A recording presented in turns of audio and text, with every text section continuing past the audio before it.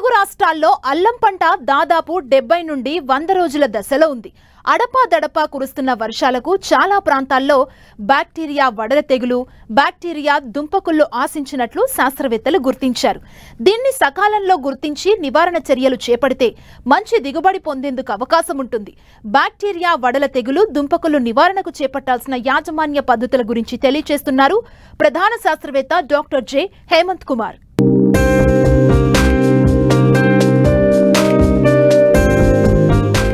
వాణిజ్య పంటైన అల్లంను ఈ ఖరీఫ్లో తెలుగు రాష్ట్రాల్లో అధిక విస్తీర్ణంలో సాగు చేశారు. వివిధ ప్రాంతాలలో దాదాపు 70 నుండి 100 రోజుల దశలో ఉంది. తెలంగాణ రాష్ట్రంలోని మెదక్, నిజామాబాద్, వరంగల్, కరీంనగర్, రంగారెడ్డి జిల్లాల్లో దాదాపు 1771 హెక్టార్లలో సాగుతోంది. అయితే ఈ ఏడాది ఖమ్మం జిల్లాలో కూడా కొంత విస్తీర్ణంలో సాగు చేశారు రైతులు. అయితే అడపాదడపా కురుస్తున్న వర్షాల కారణంగా అల్లం పంటలో నీరు నిలిచిపోవడంతో బ్యాక్టీరియా వడలు తెగులు, దుంపకుళ్ళు సోకింది. బరువైన నేలల్లో సాగు చేసిన ప్రాంతాల్లో నీటి ఉధృతి అధికంగా ఉన్నట్లు శాస్త్రవేత్తలు గుర్తించారు. వీటి నివారణకు చేపట్టాల్సిన సస్యరక్షణ చర్యల గురించి తెలియజేస్తున్నారు శాస్త్రవేత్త డాక్టర్ జె హేమంత్ కుమార్.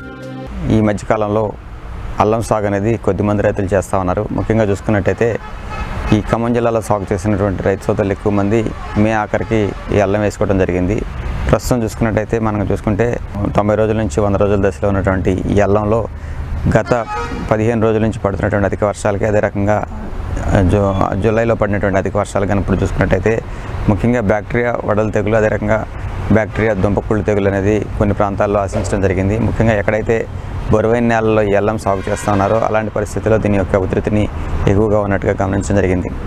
ముఖ్యంగా ఈ యొక్క తెగులు ఆశించినటువంటి మొక్కల యొక్క లక్షణాలు మనం కూడా చూసుకున్నట్టయితే మొక్కలన్నీ కూడా సడన్గా వడలిపోవడం అనేది దీని యొక్క ముఖ్య లక్షణంగా గుర్తించడానికి అవకాశం ఉంటుంది. ముఖ్యంగా ఆకులను కనుక పరిశీలించి చూసినట్టయితే ఆకులన్నీ కూడా ఇటుక రంగులో మారటం, ముఖ్యంగా ఎత్తటి రంగులో మారటం, దాంతోపాటుగా ఈ ఆకులన్నీ కూడా లోనకు ముడుచుకోవడం అనేది దీని యొక్క ముఖ్య లక్షణంగా గుర్తించేదానికి అవకాశం ఉంటుంది. ముఖ్యంగా ఈ యొక్క తెగులు యొక్క ఉధృతి ఎక్కువగా ఉన్నట్టయితే సడన్గా మొక్కలన్నీ చనిపోవటం, దాంతోపాటుగా 1-2 రోజుల్లోనే మొక్క అంతా కూడా చనిపోవటం అనేది మనం సాధారణంగా గమనిస్తూ ఉంటాము. ముఖ్యంగా ఈ యొక్క తెగులు ఆశించినటువంటి పరిస్థితుల్లో మనం యొక్క ఈ దుంపలు కనుక తీసి చూసినట్టయితే దుంపలన్నీ కూడా చెడు వాసన రావడం, ముఖ్యంగా దుంపల్లో కనుక మనం ఒత్తి చూసినట్టయితే ముఖ్యంగా చూసుకున్నట్టయితే ఊజింగ్ రావడం అనేది దీని యొక్క లక్షణంగా మనం గుర్తించేదానికి అవకాశం ఉంటుంది. ముఖ్యంగా ఈ యొక్క బ్యాక్టీరియా ఈ దుంపకుళ్ళు ఆశించినటువంటి పరిస్థితుల్లో కానీ చూసుకున్నట్టయితే ఈ యొక్క తెగులు ఒకదానికి ఒక మొక్క ఇంకొక మొక్కకి వర్షపు నీరు ద్వారా వెళ్ళేదానికి ఛాన్స్ ఉంటుంది. కాబట్టి ప్రస్తుతం అధిక వర్షాలు పడుతున్నటువంటి పరిస్థితుల్లో మొక్కల్లో ఉన్నటువంటి ఈ లక్షణాలు అంటే ముఖ్యంగా చూసుకున్నట్టయితే దుంపలు కుళ్ళిపోవడం కానివ్వండి, దుంపలు చెడు వాసన రావడం కానివ్వండి, సడన్గా ఈ యొక్క అల్లం మొక్కలన్నీ కూడా వెడలిపోవడం కానీ చూసుకున్నట్టయితే ఈ యొక్క తెగులుగా గుర్తించి తద్వారా నివారణ చర్యలు చేపట్టాలి.